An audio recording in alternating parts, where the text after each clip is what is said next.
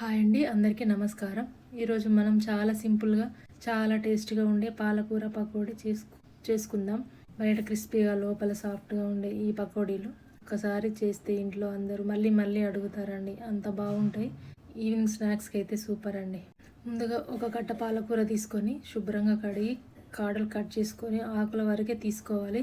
చిన్నగా కట్ చేసుకున్న పాలకూరని ఒక మిక్సింగ్ బౌల్లో వేసుకొని ఉడికించి పొట్టు తీసి పెట్టుకున్న 2 బంగాళదుంపలు వేసుకోవాలి. మీడియం సైజు అయితే 2 వేసుకోవాలి. ఇందులో 1 కప్పు శనగపిండి వేసుకోవాలి.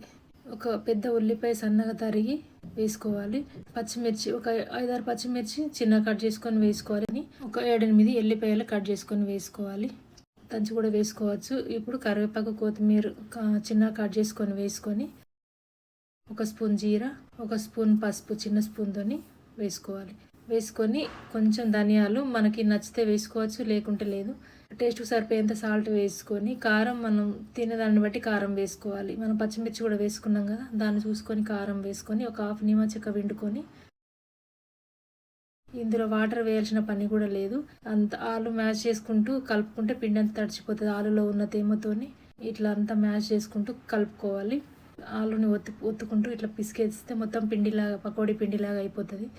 ఇట్లా కాలేదనుకోండి, కొంచెం గట్టిగా అనిపిస్తే కొంచెం వాటర్ కూడా వేసుకొని కలుపుకోవచ్చు.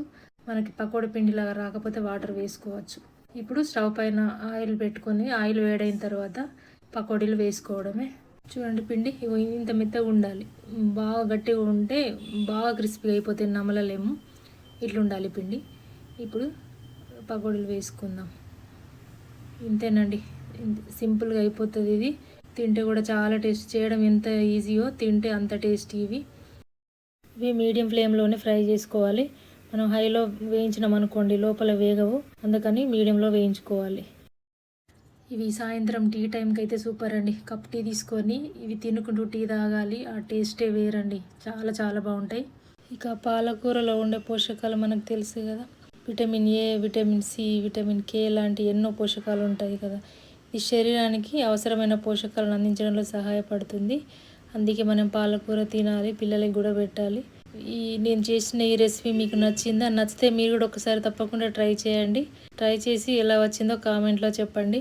నా వీడియో నచ్చితే ఒక లైక్ చేసి షేర్ చేయండి మీ ఫ్రెండ్స్కి, ఫ్యామిలీ మెంబర్స్కి. Thank you for watching.